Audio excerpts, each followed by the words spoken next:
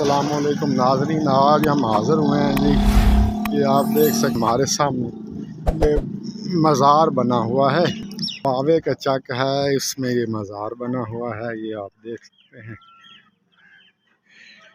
यहाँ हम हाज़िर हुए हैं।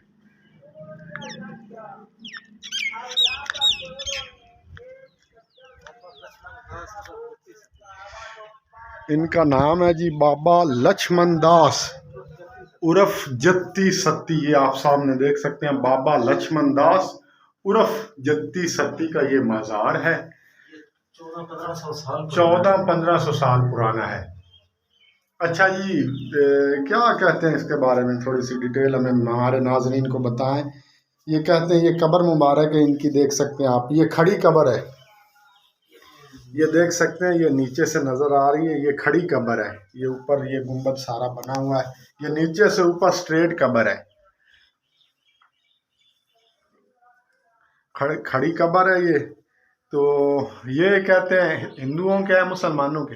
मुसलमान और सिखों का आपस में रोला बना था। अच्छा। मुसलमान कहते थे कि हमारा है, सिख कहते थे हमारा है। अच्छा। कब्र को आग उन्होंने जब रोला बना, उन्होंने कहा कि हम अपने किले से जलाते हैं। अच्छा। तो जब किले से जलाने की बात आई तो उन्होंने कहा कि मुसलमानों ने कहा ठीक है आप जलाओ, अगर ये आग लग गई इसको अच्छा। तो आप ले जाए इसके जो मतलब रसूमात अपनी अदा। अच्छा।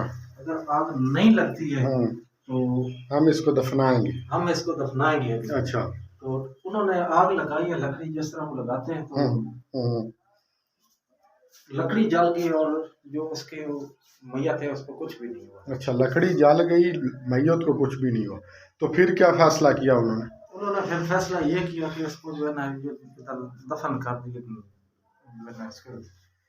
ज्यादातर बना दीजिए। ये देखें, ये ऊपर रंग रोगन जो हुआ है, ये ईंटें नजर आ रही हैं, ये बहुत ही पुराने दौर के, ये देख सकते हैं मुगलिया दौर की ये ईंटें सारी जो है ना, ये क्रैक्स आपको ये नजर आ रहे हैं, पुराने दौर के हैं। ये देख सकते हैं 1400-1500 साल गालबन ये पुरानी कब्र है। तो आप देख सकते हैं नाज़रीन, ये सारा जो है ना इसका, ये अभी ऊपर से ये रंग उन्होंने लगवाया है दोबारा ये। तो ये आप सारी चीज़ें आप मुलाज़ा करा देते हैं। ये देखते हैं, ये कब्र मुबारक है।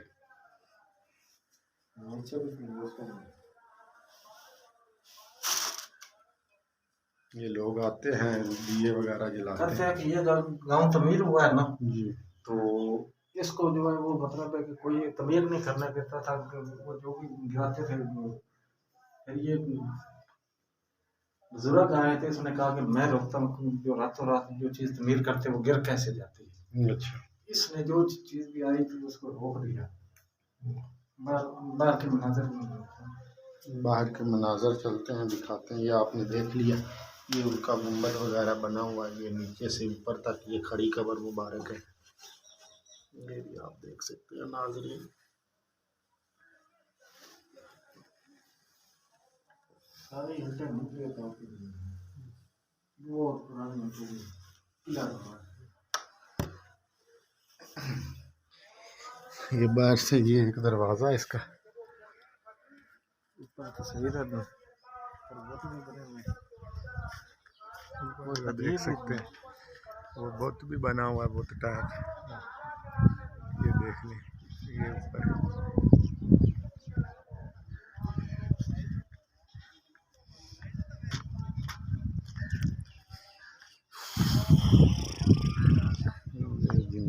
नजर आ रहा है। इधर भी वो बुत बना हुआ है जिसके हाथ होते हैं।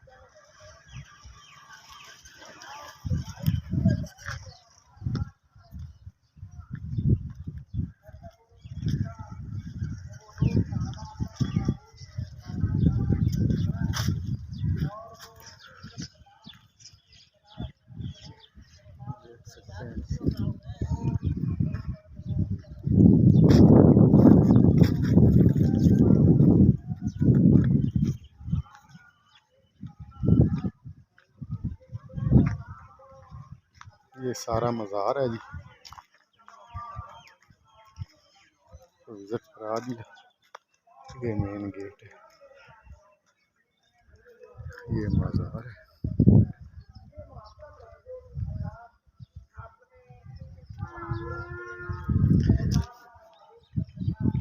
ਤੇ ਮਾਮੂ ਰਸ਼ੀਦ ਦਾ ਇਹ ਚਾਚੂ ਜਾਨ ਹੈ ਬਹਿਲੋਲ ਦੀਵਾਨਾ। ਬਹਿਲੋਲ ਦੀਵਾਨਾ ਜਿਹੜਾ ਨਾ ਉਹ ਉਹਦਾ ਕੰਮ ਆ ਬਈ ਬਗਦਾਦ ਦੇ ਵਿੱਚੋਂ ਘਰੋਂ ਪੈਸੇ ਲੁਕਾ ਲੈਣੇ ਤੇ ਲੁਕਾ ਕੇ ਤੇ ਹੱਟੀ ਤੋਂ ਸ਼ਾਇ ਲੈਣੀ ਤੇ ਸ਼ਾਇ ਲੈ ਕੇ ਤੇ ਨਿੱਕਿਆਂ ਨਿੱਕਿਆਂ ਬੱਚਿਆਂ ਨੂੰ ਉਹ ਦੇਣੀ ਤੇ ਉਹਨਾਂ ਕੋਲੋਂ ਨਾਰੇ ਮਰਾਣੇ ਵੀ ਤੁਸੀਂ ਨਾਰੇ ਮਾਰੋ। ਇੱਕ ਦਿਹਾੜੇ ਨਾ ਉਹ ਪੈਸੇ ਕੱਢਦਾ ਪਿਆ ਤੇ ਉਹਨਾਂ ਨੂੰ ਪਤਾ ਲੱਗ ਗਿਆ। ਜਿਵੇਂ ਉਹਨਾਂ ਨੂੰ ਪਤਾ ਲੱਗਾ ਉਸ ਜਿਹੜਾ ਨਾ ਉਹਨਾਂ ਨਾਲ ਦੀਵਾਨਾ ਬਣਾ ਕੇ ਤੇ ਘਰੋਂ ਬਾਹਰ ਕੱਢ ਦਿੱਤਾ। ਘਰ ਵਾਲਿਆਂ ਨੂੰ ਪਤਾ ਉਹਨਾਂ ਬਹਿਲੋਲ ਨੂੰ ਕੱਢ ਦਿੱਤਾ ਵੀ ਜਾ ਤੂੰ ਦੀਵਾਨਾ ਪਾਗੇ ਲੈ ਕੰਬਲਾ ਤੇ ਜਾ ਇੱਥੋਂ ਨਿਕਲ ਜਾ। ਉਹਨਾਂ ਉਹ ਨਿਕਲ ਗਿਆ। ਜਿਸ ਬਗਦਾਦ ਦੇ ਚੌਂਕ ਦੇ ਵਿੱਚ ਆਇਆ ਨਾ ਉਸ ਉਹ ਜਿਹੜੇ ਬੱਚੇ ਆਏ ਨਾ ਉਹ ਸਾਰੇ ਜਿਹੜੇ ਨੇ ਨਾ ਉਹ ਨੇੜੇ ਨੇੜੇ ਉਹ ਆਏ। ਉਹਨਾਂ ਆਖਿਆ ਸਾਨੂੰ ਸ਼ਾਇਦ ਉਸ ਬਹਿਲੋਲ ਕੋ ਤੇ ਸ਼ਾਇਦ ਕਾਈ ਨਹੀਂ ਆਈ। ਉਹ ਕੀ ਕਰਿਆ ਕਰਬਲਾ ਦਾ ਸੱਜਾ ਵਾਕਿਆ ਇਮਾਮ ਪਾਕਾ ਤੇ ਜਿਹੜਾ ਹੈ ਨਾ ਜ਼ੁਲਮ ਹੋਏ ਹੋਇਆ ਉਸ ਨਾ ਕਾਬਿਲ ਨਾ ਬਿਕਰੀ ਫੜ ਲਈ ਤਾਂ ਉਹਦੇ ਉੱਤੇ ਖਤ ਲਿਖਿਆ।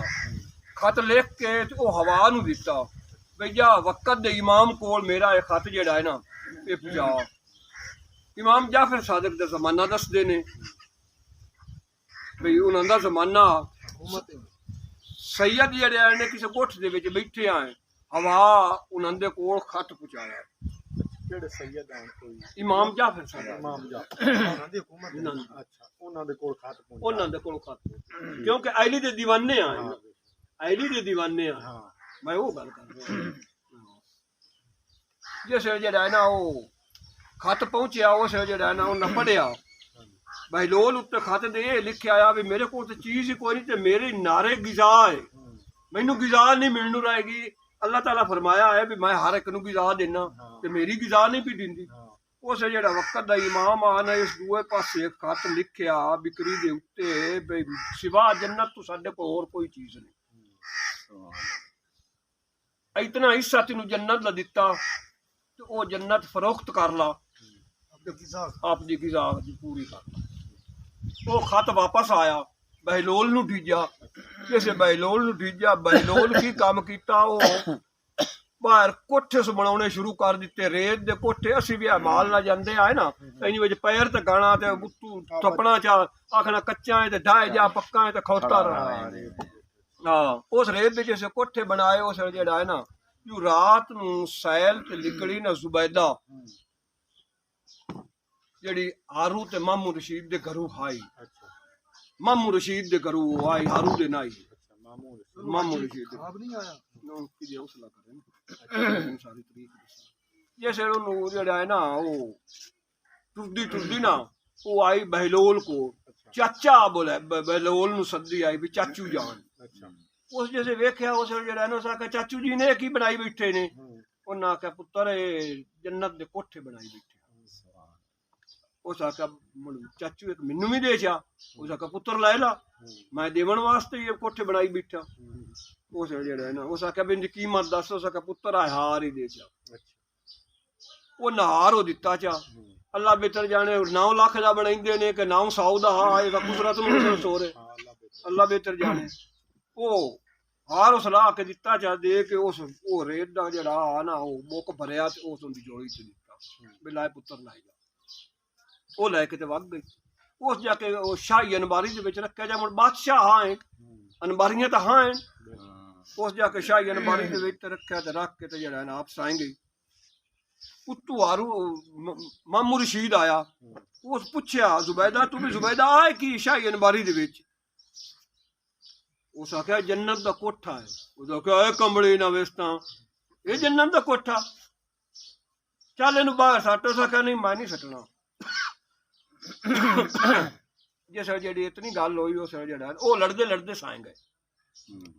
ਜਿਸ ਸੁੱਤਾ ਜਿਹੜਾ ਮਾਮੂ ਰਸ਼ੀਦ ਆ ਨਾ ਉਹਨੂੰ ਖਾਬ ਦੇ ਵਿੱਚ ਉਹ ਜੰਨਤ ਵਾਲੇ ਪਾਸੇ ਚਲਾ ਗਿਆ ਵੇਖਿਆ ਨਾ ਜੰਨਤ ਨੂੰ ਫਿਰ ਕੇ ਇੰਜ ਕਰਕੇ ਤੇ ਵਿੱਚ ਨਾ ਇੱਕ ਮਕਾਨ ਸੱਜਾ ਬੜਾ ਖੂਬਸੂਰਤ ਪਿਆ ਖੜਾਤਾ।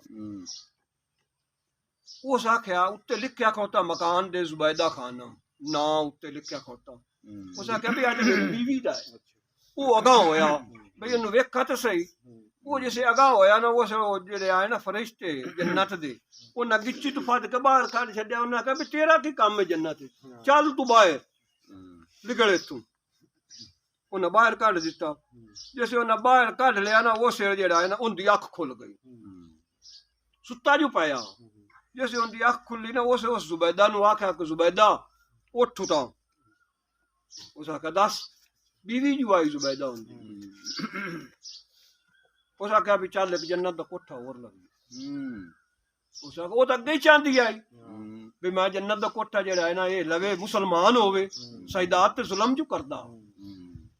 वो टुर पे टुरदे टुरदे चाचू जान को गए बहलोल को। जुबैदा आख्या कि चाचू एक कोठा और दे। उस आख्या पुत्र ले ला। उस आख्या दस इनकी कीमत की। उस आख्या इनकी कीमत है सारी बादशाही। उस आख्या बहलोल इनू तगे हारून रशीद आख्या भाई इनू तगे 9 लाख यार तू दे छड़ी ते मैनू तो सारी बादशाही मंगना।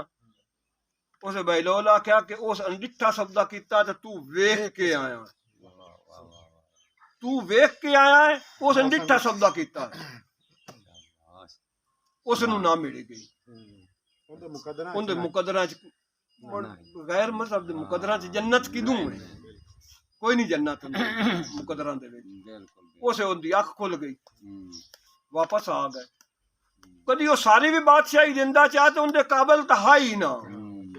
जन्नत का कोठा उन्हें मिल जावे वो भी एक रमेश आई।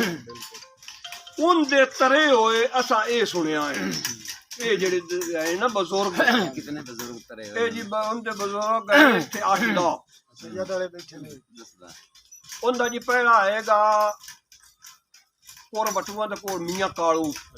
अच्छा एक हो गया एक जी अगर आ पिंडी चेरी बैठा नूर भरपूर। नहीं दो जी पार बैठे ने दिल्ली शादा नशीद उन्हां दे नाम ते सखी मताब शाह 4 हो गए ते एक जी जगह ये चक बावे दे जिंदा जिंदा तुसी ये सारी डिटेल ले रहे हो। उस तो अगे जी एक आ गया ठट्टे म्यारपुर। अच्छा हाँ जी 6 हो गए। एक जी अगू आ गया सैयद आला जेड़ा सदिंदा है अलफ शाह बुखारी इनके नाम ते ही सैयद आला है ए जी विच। एक जी पार दौले मियां सादक है वो भी इनदे विच आ गया। इतने एक जी साडी नजर दे विच उस बेड़े दे विच जेड़े तरे होए ने ना ए ओ। अच्छा अच्छा अच्छा अच्छा बेड़ा किथों टुरिया हाथ ए बेड़ा जी जेड़ा ना ये बगदाद दा नील दरिया।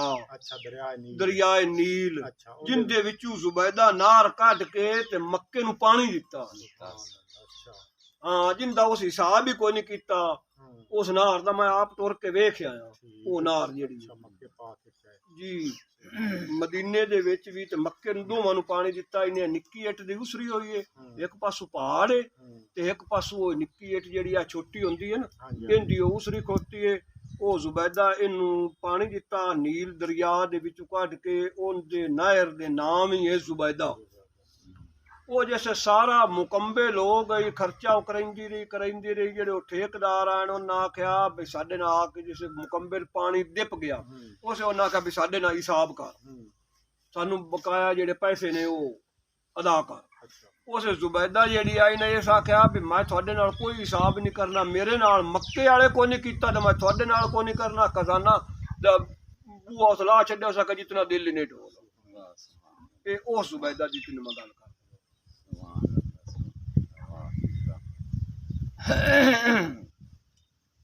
अच्छा उस यानी कि दरिया नील चू सफर करके पाकिस्तान च आए ने जेड़ी यानी कि सारे जी जिथे जिथे उन्होंने उन्होंने मतलब है कि आर्डर उस लाया भी दरिया दी कद्दी ते बहाना ही नहीं ओथे ओथे ही वो मुड़ा के ते टिकाने लंदे उन्होंने तबलीग इस्लाम दी सारा इलाके फिरे ठीक हो गया। बड़ी मेहरबानी चाचा अल्लाह दिता सी जी है इत्थे दे पिंड दे इन्हां कोल सारी डिटेल लई इन्होंने सानू बहुत अच्छी चीज़ां तो वाकफ कराया जिहड़ी इन्हां बजुर्गां कोलों चीज़ां लईआं डिटेल लई आई सानू दस्सिया उन्हां दे बारे ते जल्द ही मिलने आ एक नई वीडियो दे नाल।